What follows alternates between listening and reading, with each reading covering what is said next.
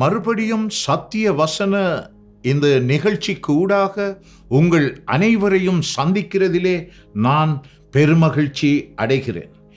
இன்றைய நாளிலே தேவனுடைய செய்திக்கு ஆதாரமாக அப்போஸ்தல நடபடிகள் 2ஆம் அதிகாரம் 42ஆம் வாக்கியத்தை அடிப்படையாக கொண்டு உங்களோடு ஒரு சிறிய தேவ சிந்தனையை இந்த காலை வேளையிலே கொண்டு வருவதற்கு நான் ஆசைப்படுகின்றேன்.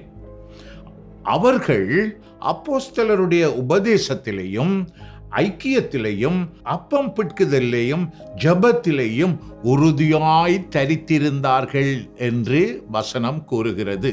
ஆதி திருச்சபை உருவாகிய நாட்களிலே அந்த ஆதி திருச்சபை விசுவாசிகள் 4 முக்கியமான காரியங்களிலே அவர்கள் உறுதியாய் தரித்திருந்தார்கள். இன்றும் நாங்கள் கிறிஸ்தவர்கள் இயேசு கிறிஸ்துவுக்குள்ளே உறுதியாய் வளர வேண்டும் என்றால் இந்த 4 காரியங்களும் மிக மிக முக்கியமாகின்றது. முதலாவது அப்போஸ்தல போதனைகள்.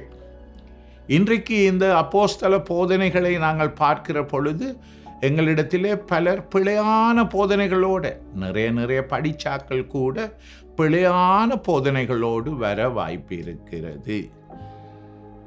சரியான போதனைகள் எங்களை உந்தி தள்ளி கிறிஸ்துவுக்குள் இன்னும் அதிகமாக நாங்கள் வளர்ந்து முன்னேறி பலருக்கு ஆசீர்வாதமாக வாழுகின்ற அதே நேரம் பிழையான போதனைகள் எங்களை ஒரு 4 சுவருக்குள்ளே கட்டி போடுகிறதாகவும் அல்லது ஏனோ தானோ என்கின்ற ஒரு கிறிஸ்தவ வாழ்வுக்குள் அனலும் இல்லாமல் குளிரும் இல்லாமல் வாழத்தக்க ஒரு நிலைமைக்குள் எம்மை கட்டி போடுகிறதாகவும் இருக்கிறதை நாங்கள் காணுகின்றோம். ஆதலினாலே கிறிஸ்தவர்களுக்கு ஒரு பெரிய அழைப்புண்டு.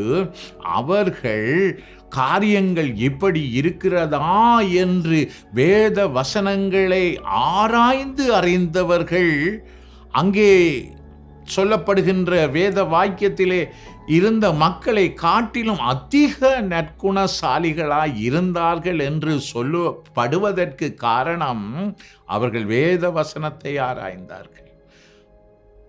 ப்ரீச் பண்றவர்கள் 1000 காரியங்களை சொல்லிவிட்டு போகலாம். அது சரியா பிழையா என்று ஆராய்கின்ற பொறுப்பு ஒவ்வொரு விசுவாசிக்கும் உண்டு.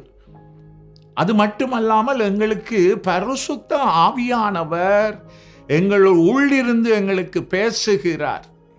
இந்த காரியங்கள் பிழை, இந்த காரியங்களோடு ஒத்துப்போகாது, இந்த காரியங்களோடு ஒருமரப்படாது, இந்த காரியங்கள் சரி, இந்த விடயங்களோடு உடன்படு, இப்படியாக நீ முன்னேறு என்று பரிசுத்த ஆவியானவர் உள்ளிருந்து பேசுகின்ற ஆண்டவராயிருக்கிறார். ஆனபடியினாலே அன்று அப்போஸ்தல போதனைகளிலே அவர்கள் உறுதியாய் தரித்திருந்தார்கள். ஆதலினாலே ஒரு வளமான ஒரு இயக்கமாக அவர்கள் வளர்ந்தார்கள். 2வது காரியம், அவர்கள் ஐக்கியத்திலே நிலைத்திருந்தார்கள். எவ்வளவு தான் அவர்கள் போதனையிலே உறுதியாய் வளர்ந்தாலும் ஐக்கியத்திலே நிலைத்திருக்காவிட்டால் அவர்களால் மெய்யாக வளர முடியாது. இன்றும் நாம் அப்படித்தான். ஆனால் எங்களுக்கு ஒரு கேள்வி, யாருடன் ஐக்கியமாயிருக்கின்றோம்? சில வேளையில் கிறிஸ்தவர்கள் எல்லோரும் அனலோடு இருக்க மாட்டார்கள், உற்சாகமாக இருக்க மாட்டார்கள். அவர்களில் பலர் பொய் சொல்லுகிறவர்களாக, வேதத்துக்கு முரண்பட்ட வாழ்க்கை வாழுகிறவர்களாக இருக்கக்கூடும். ஆதலினாலே எங்களுடைய ஐக்கியம் அனலுள்ளவர்களோடு இருந்தால் நாங்களும் அனலுள்ளவர்களாக எழும்பி பிரகாசிப்பதற்கு அது ஏதுவாயிருக்கும். அதனாலே நாங்கள் இந்த காலை வேளையிலே நாங்கள் அனலுள்ளவர்களாக, அவருடைய போதனையிலே நிலைத்திருக்கிறவர்களாக, ஐக்கியத்திலே நிலைத்திருக்கிறவர்களாக நாம் இருக்க அழைக்கப்படுகின்றோம்.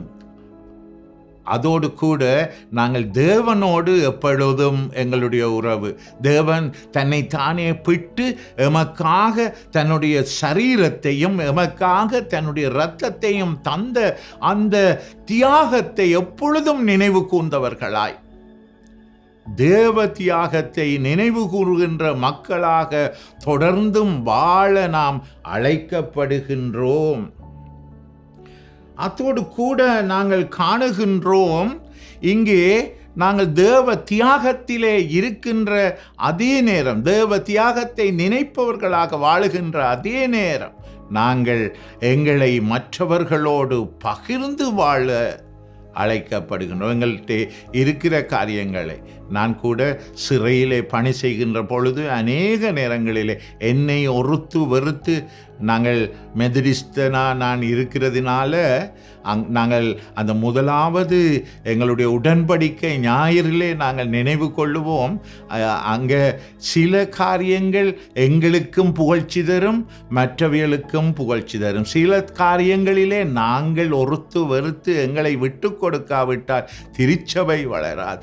சில காரியங்களிலே நாங்கள் நோகடிக்கப்படுகின்ற பொழுது திருச்சபை வளருகின்றது. சில காரியங்களிலே நாங்கள் பின்னடைவுகளை சந்திக்கின்ற பொழுது திருச்சபை முன்னேறுகிறது. ஆக மொத்தத்தில் சிலுவை எங்களுக்கு முன் வைக்கப்பட்டிருக்கிறதுனாலே நாங்கள் எங்களை மற்றவர்களோடு பகிர்ந்து, இன்றைக்கு பலர் தங்களை நோக்கி அதிகமான செல்வங்களையும் அதிகாரங்களையும் குவிக்க விரும்புகிறார்கள்.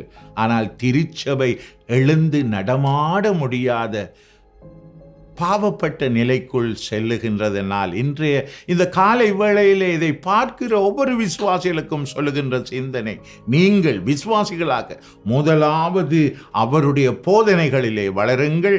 இரண்டாவதாக நீங்கள் நல்ல ஐக்கியம் உள்ளவர்களாக இருக்கிற பொழுது, அந்த அவரோடு அக்கினியிலே, அந்த தேவ அக்கினியிலே நடக்கிறவர்களோடு நல்லுறவில் இருக்கின்ற பொழுது, அதோடு கூட நீங்கள் அவருடைய அந்த பெரிய தியாகத்தை எப்பொழுதும் நினைவு கூறுகிறவர்களாய் இருக்கின்ற பொழுது, உங்களை நீங்களே மற்றவர்களுக்காக பகிர்ந்து கொடுக்கின்ற பொழுது, உங்களாலே நல்ல ஒரு கிறிஸ்தவ வாழ்க்கையை வாழலாம். ஒவ்வொரு நாளும், இன்றைக்கு கூட இந்த காலை வேளையில் இந்த செய்தியை கேட்கிறவர்கள், நீங்கள் எழும்பி உற்சாகமா இந்த 4 காரியங்களை மனசுல போட்டு கொண்டு வாழ்ந்தார். இன்றைக்கு நீங்க கொடுக்கிற அத்தனை சவால்கள், முகம் கொடுக்கிற எல்லா பிரச்சனை, எல்லா காரியங்களுக்கும் அமைதியாக முகம் கொடுத்து வெல்லத்தக்கதாக தேவன் உங்களுக்கு உதவி செய்வார். கர்த்தர் தாமே உங்கள் ஒவ்வொருவரையும் ஆசீர்வதிப்பாராக.